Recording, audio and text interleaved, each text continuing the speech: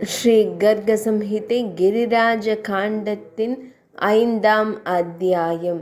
பகவான் ஸ்ரீ கிருஷ்ணரை குறித்த பசுக்களின் சந்தேகத்திற்குரிய கேள்விகள் மற்றும் ஸ்ரீ நந்தராஜா மற்றும் ரிஷபானுவரால் அந்த கேள்விகள் தீர்க்கப்பட்டது.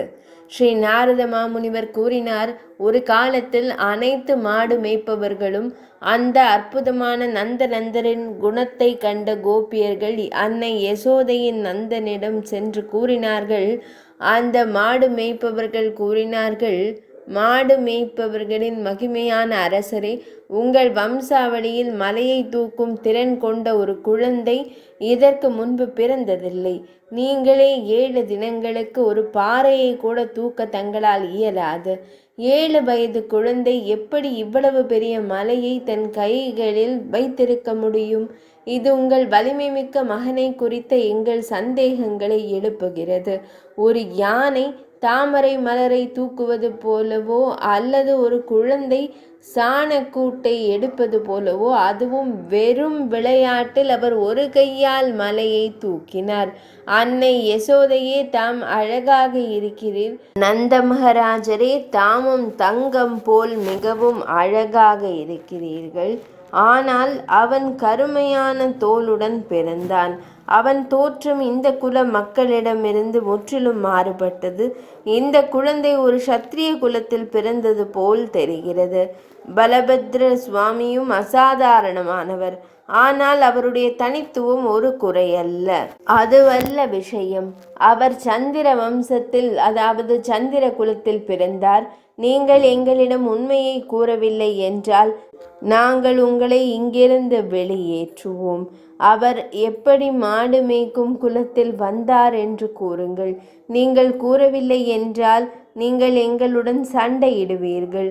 கோபியர்களை கேட்ட பிறகு ஸ்ரீ நாரத மாமுனிவர் கூறினார், அன்னை யசோதை பயத்தால் நடுங்கினாள்.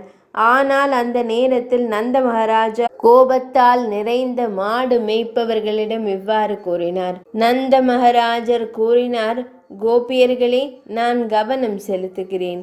கர்க முனிவர் கூறியதை நான் தங்களுக்கு கூறுகிறேன். அது உங்கள் மனதின் கவலையையும் வலியையும் விரைவில் நீக்கும். முதலில் கிருஷ்ணா என்ற வார்த்தையின் எழுத்துக்களின் அர்த்தத்தை கேளுங்கள். கஹர என்பது கமலா காந்தனை குறிக்கிறது. ரிகர என்பது ராமனை குறிக்கிறது. ஷக்கர என்பது வெள்ளை தீவில் வசிப்பவர், 6 செழிப்பான குணங்களை கொண்டவர், பகவான் ஸ்ரீ மகாவிஷ்ணுவை குறிக்கிறது. இங்கர என்பது நரசிம்ம வடிவமே. அகர என்பது மனிதனின் எழுத்தை குறிக்கிறது. அவர் நெருப்பையும் அருந்துகிறார்.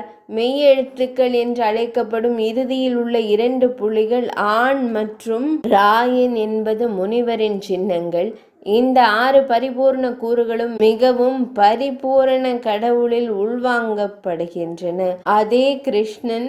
இந்த அர்த்தத்தில் இந்த குழந்தைக்கு சகாப்தத்தின்படி கிருஷ்ணன் என்று பெயரிடப்பட்டது. அதன் நிறம் சத்திய யுகத்தில் சுங்கா, திரேதாவில் ரக்த மற்றும் துவாபரத்தில் மஞ்சள். இந்த நேரத்தில் துவாபரத்தின் முடிவிலும் கலியுகத்தின் தொடக்கத்திலும் இந்த குழந்தை கிருஷ்ண வடிவத்தை அடைந்துள்ளது. எனவே இந்த நந்தனந்தனான பகவான் ஸ்ரீ கிருஷ்ணன் என்று அழைக்கப்படுகிறது. 5 புலன்களும் 3 வகையான உணர்வு, மனம், புத்தி மற்றும் எண்ணம் ஆகியவை 8 வசுக்கள் என்று அழைக்கப்படுகின்றன. அவற்றின் தலைமை தெய்வமும் அதே பெயரில் அறியப்படுகிறது. இந்த வசுக்களின் உள்ளார்ந்த வடிவத்தில் அமைந்துள்ள பகவான் ஸ்ரீ கிருஷ்ணர் மட்டுமே தனது செயல்களை செய்கின்றார். எனவே அவர் வாசுதேவர் என்று அழைக்கப்படுகிறார். இவர் கீர்த்தி பவனில் தோன்றிய ரிஷபானு நந்தினி தேவி ராதையின் நேரடி கணவராவார். கீர்த்தி பவன் என்று அழைக்கப்படும் ரிஷபானுபுரம் பர்சானா என்று தற்பொழுது அழைக்கப்படுகிறது.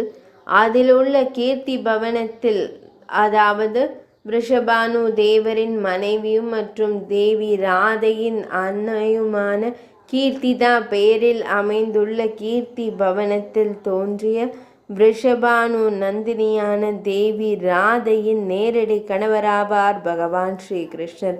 அதனால்தான் அவர் ராதாபதி என்றும் அழைக்கப்படுகிறார். இவர்கள் மிகவும் பரிபூர்ணமான பகவான் ஸ்ரீ கிருஷ்ணர், எண்ணற்ற பிரபஞ்சங்களின் இறைவன். எல்லா இடங்களிலும் வியாபித்திருந்தாலும் அவர் தனது வடிவத்தால் கோலோக தாமத்தில் வசிக்கிறார். நந்தரே, பூமியின் சுமையை தூக்கவும் கம்சன் போன்ற அசுரர்களை கொல்லவும் பக்தர்களை பாதுகாக்கவும் உங்கள் மகனின் வடிவத்தில் தோன்றியவர் அவர். பாரதவன்ஷி நந்தரே, இந்த குழந்தைக்கு முடிவற்ற பெயர்கள் உள்ளன. அவை வேதங்களுக்கு கூட ரகசியமானவை. மேலும் அவரது செயல்களுக்கு ஏற்ப இன்னும் பல பெயர்கள் அறியப்படும்.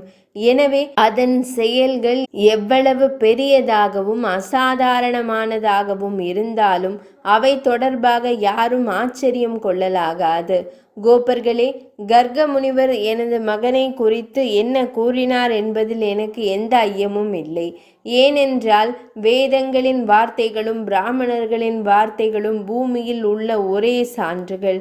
பெரிய முனிவரான கர்காச்சாரியார் எங்கள் இல்லத்திற்கு வந்திருந்ததால் அந்த நேரத்தில் உங்கள் சகோதர சகோதரிகளை ஏன் பெயரிடும் விழாவிற்கு அழைக்கவில்லை? நீங்கள் உங்கள் இல்லத்தில் பெயர் சூட்டும் விழாவை அமைதியாக செய்தீர்கள்.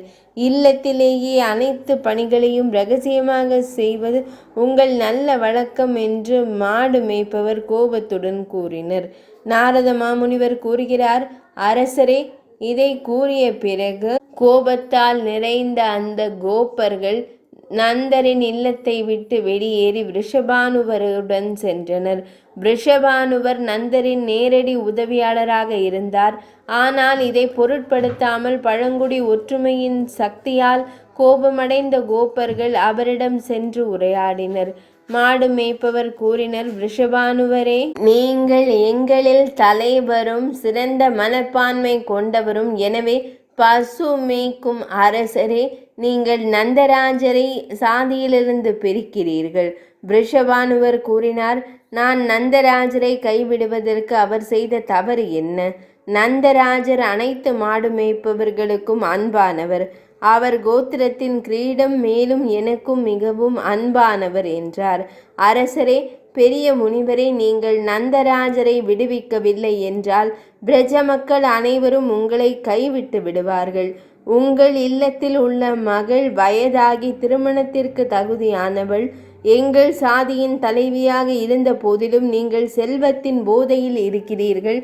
இன்னும் அவளை ஒரு பொருத்தமான மணமகனிடம் ஒப்படைக்கவில்லை. எனவே நீங்கள் பாவம் செய்தவர். பெரிய முனிவரே, இன்றிலிருந்து நாங்கள் உங்கள் சாதியை உடைப்பவர்களாக கருதி எங்களிடமிருந்து பிரிவோம். இல்லையெனில் நீங்கள் உடனடியாக நந்தராஜரை விடுவிப்பீர்கள். ரிஷபானுவர் கூறினார், கோப்பர்களே, கர்கமுனிவர் கூறியதை உங்களுக்கு கூறுவதில் நான் கவனம் செலுத்துகிறேன். அது விரைவில் உங்கள் கவலையையும் வலியையும் நீக்கும். அவர் கூறினார், எண்ணற்ற பிரபஞ்சங்களின் இறைவனே, பகவான் ஸ்ரீ கிருஷ்ணர் நந்த மகாராஜரின் இல்லத்தில் குழந்தையாக தோன்றினார். தேவி ராதைக்கு அவரை விட சிறந்த வரம் எதுவும் இல்லை. பூதலபா செய்ய ஸ்ரீ கிருஷ்ணர் கோலோகத்தில் அவதரித்தார். தேவி ஸ்ரீ ராதை, அவர் பகவான் ஸ்ரீ கிருஷ்ணரின் ராணி ஆவார். அவர்கள் உங்களுக்கு தெரியாத பராதேவி. பிரம்மதேவர் வந்து தேவி ஸ்ரீ ராதைக்கும் பகவான் ஸ்ரீ கிருஷ்ணருக்கும் திருமணம் செய்து வைப்பார். எனவே கோப பிரபர்களே, நீங்கள் தாக்கோ லோக சூடாமணியை புரிந்து கொள்கிறீர்கள். அது முழு கிருஷ்ணரின் உருவகமும் கோலோகத்தின் ராணியுமாகும். நீங்கள் அனைவரும் கோப்பர்களும் கோலோகத்தில் இருந்து இந்த பூமிக்கு வந்திருக்கிறீர்கள். அதேபோல் கோபியர்களும் பசுக்களும் தேவி ஸ்ரீ ராதை மற்றும் மகாமுனிவர் கர்காச்சாரியார் இதை கூறிவிட்டு சென்ற நாளிலிருந்து தேவி ஸ்ரீ ராதையை குறித்து எனக்கு எந்த சந்தேகமோ ஐயமோ ஏற்பட்டதில்லை. இந்த பூமியில் பிராமணர்களின் வார்த்தைகள் வேதங்களின் வார்த்தைகளைப் போலவே சான்றாகும். கோப்பர்களே, இந்த இரகசியங்களை எல்லாம் நான் தங்களுக்கு கூறிவிட்டேன். இது ஸ்ரீ கர்க சம்ஹிதையில் ஸ்ரீ கிரிராஜ காண்டத்தின் நந்தரின் தெய்வீக தன்மையை சோதிக்க மாடு மேய்ப்பவர்கள் மேற்கொண்ட முயற்சிகள் என்று பெயரிடப்பட்ட 5ஆம் அத்தியாயம் இனிதே நிறைவடைந்தது.